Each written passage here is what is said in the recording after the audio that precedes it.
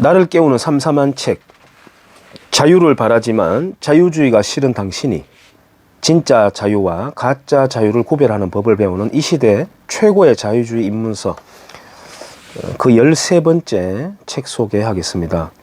한반도에 드리운 중국의 그림자라는 책, 복거일의 책을 냉엄한 현실에 대한 이해와 올바른 대처 자세를 일깨워 주다라는 제목으로 강규영 교수가 소개합니다. 미국과 중국이 이끄는 세계.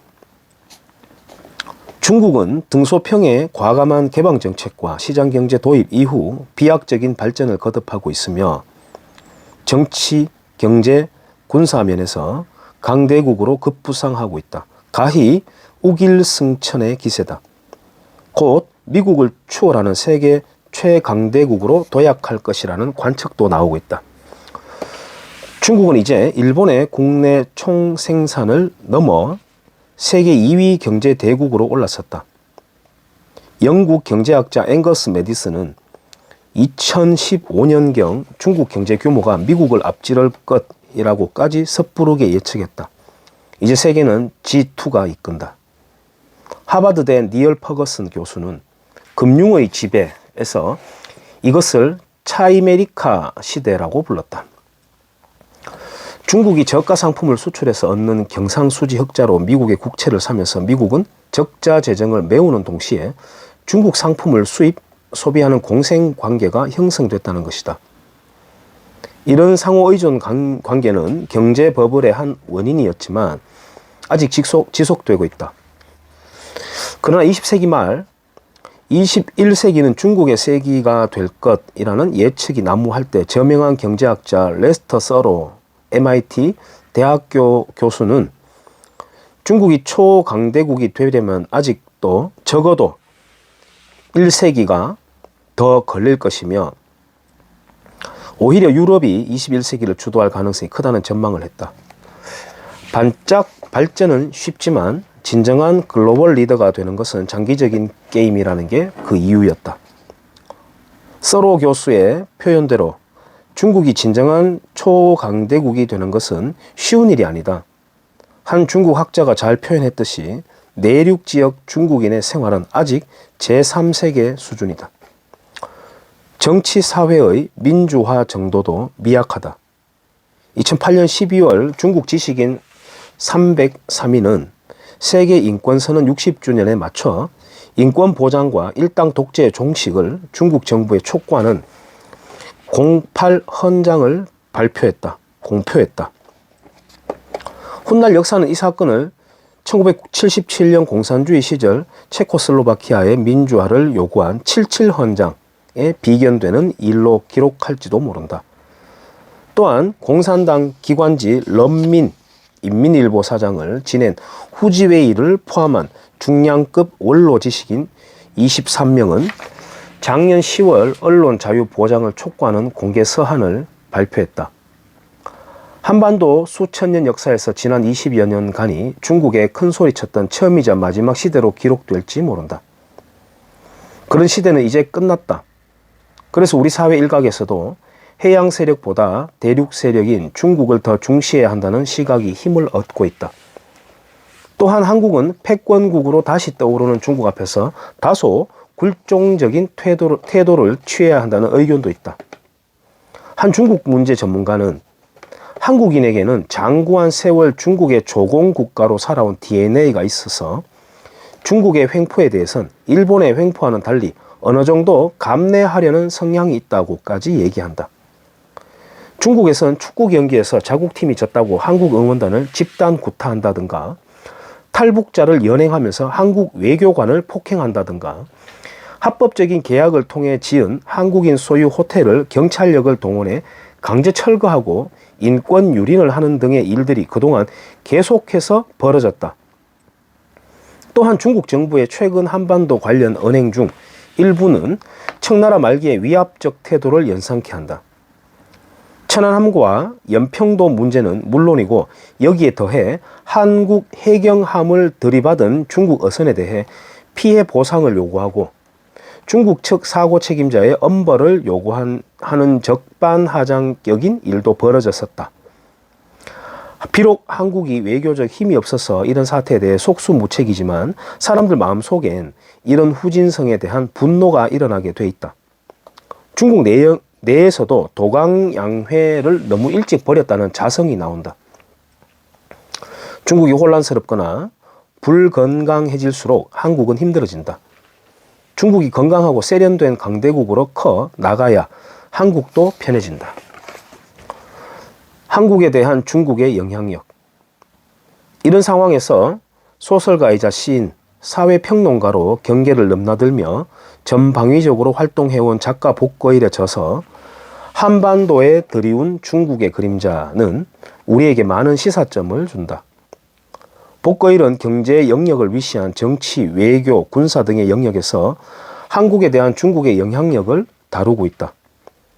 특히 중국이 한국의 최대 교역국으로 올라섬에 따라 생길 중국에 대한 경제적 의존도 심화와 그에 따른 중국의 정치를 포함한 전반적인 한국에 대한 영향력이 지나치게 커질 것을 우려한다. 복거일은 빠르게 늘어나는 중국의 영향력에 한국의 주권이 점점 자주 그리고 깊이 침해되는 현상을 경계하면서 중국이 우리 사회에 제기하는 문제는 경제적 영향을 훌쩍 넘는다는 냉철한 현실 인식을 하고 있다. 이에 바탕해 최근 빠르게 부상 중인 중국과 한국의 관계를 진단하고 앞으로 한국이 나아갈 발을 제시한다. 그는 중국과 한국의 관계는 이미 비대칭적이기에 중국의 위협은 앞으로 중국의 힘이 커지면서 점점 심각해질 것이라고 평가한다. 그리고 이 책의 12장에 걸쳐 중국이 한국에 미치는 영향력과 그 대책을 진지하게 분석한다. 중국의 제국주의는 미국의 제국주의보다 훨씬 일방적이고 공격적일 가능성이 높고 한중 양국 사이의 힘이 비대칭이면 양국 사이 관계 역시 비대칭적이 된다. 이미 북한에 대한 중국의 영향력은 막대하다. 강대해진 이웃은 불길한 징조다. 이 책은 먼저 중국이 최근 강대국으로 급부상하게 된 원인으로 경제개혁을 든다. 경제 분야를 자유화함으로써 폭발적인 경제성장이 이루어졌고 또한 이러한 경제성장을 바탕으로 어느새 강력한 군사력을 지니게 되었다고 지적한다. 이러한 폭발적인 경제성장과 군사력 증강을 기반으로 자연스레 중국의 국제적 위상은 높아졌다. 저자는 역사적 경험을 근거로 제국으로 부상하고 있는 중국의 미래상을 그린다. 중국이 자유주의 체제가 아니라 여전히 공산주의 체제 국가라는 점을 지적한다. 그동안 세계 질서를 주도해왔던 미국 제국과의 비교를 통해 이런 중국의 용솟음이 결코 한국에 유리하지 않다는 평가를 내린다. 중국 제국주의의 위험성은 공산당 일당 체제의 독재적 특성과 필연적으로 연결되고 여기에 중국이라는 큰 나라를 통치하기 위해 필요한 민족주의라는 배타적 이데올로기가 결합돼 나타날 공격성은 상상을 초월하는 수준일 수가 있다는 것이다. 강대해진 이웃은 늘 불길한 징조이며 강대한 나라 바로 옆에 자리 잡은 작은 나라는 강대한 나라의 눈치를 볼 수밖에 없다는 것이다. 그 예로 오랫동안 러시아의 굴욕적인 자세를 취한 핀란드의 역사적 경험을 통해 강대국 옆에 위치한 작은 나라가 처할 수 있는 위험성을 설파한다. 즉, 저자는 큰 나라에 대응하는 작은 나라의 적응적 묵종의 대표적인 예인 핀란다이제이션의 가능성을 경고한다. 핀란드는 영토의 일부를 러시아에 할양하고 러시아에 묵종함으로써 국가의 생존을 유지했다. 저자는 한국은 현실을 정직하게 살피고 우리에게 괴로운 상황을 인정하는 도덕적 용기를 발휘해야 하며 우리는 이미 중국의 영향을 크게 받고 있으며 되짚어 나올 길도 좀처럼 보이지 않는다. 적응적 묵종이 선택하는 전략은 양보와 대항력이다. 따라서 우리의 합리적 대응은 강대국의 더 큰 압박을 막아내고 현상을 유지하기 위해 대항력을 함량시켜 양보를 최소화하는 것이라 결론 짓는다. 여기서 대항력의 요소는 외교적 대항력, 군사적 대항력, 시민적 대항력이며 특히 외교적인 면에서 다소 소원해진 미국과의 관계를 회복하고 이웃나라 일본과의 협력을 공고히 할 것을 요구한다.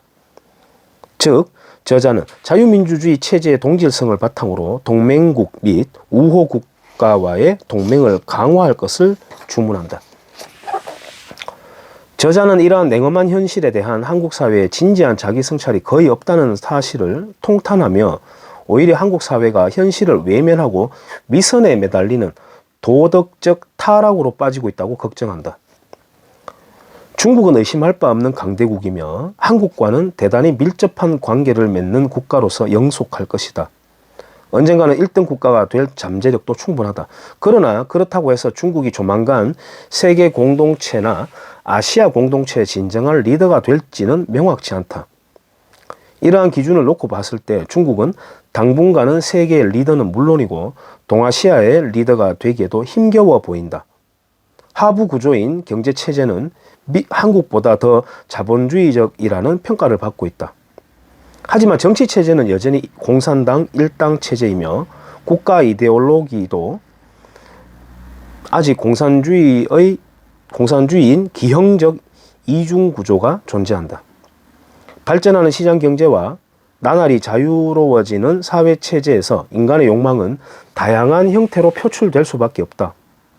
개명되긴 했지만 경직된 상부 구조가 과연 이런 욕구를 효율적으로 충족시키거나 통제할 수 있을지가 매우 불투명하다. 이 문제가 해결되지 않고는 지속적인 경제 발전 역시 불가능하다. 동아시아, 나아가 세계의 번영과 평화를 위해 한국과 중국은 밀접한 협력과 상생관계를 유지해야 한다. 그러나 신조공체제로 가자는 얘기는 옳지 않다. 중국의 무서운 성장과 커다란 영향력 앞에서 대한민국이 생존해 나가기 위해서는 현 국제정세 위기의 본질을 더 잘 이해하고 현명하게 대처해 나가는 길밖에 없다. 그런 의미에서 복고 이래 한반도에 드리운 중국의 그림자는 독자들에게 냉엄한 현실에 대한 올바른 이해와 대처 자세를 일깨워주는 길잡이 역할을 할 것이다. 이상입니다.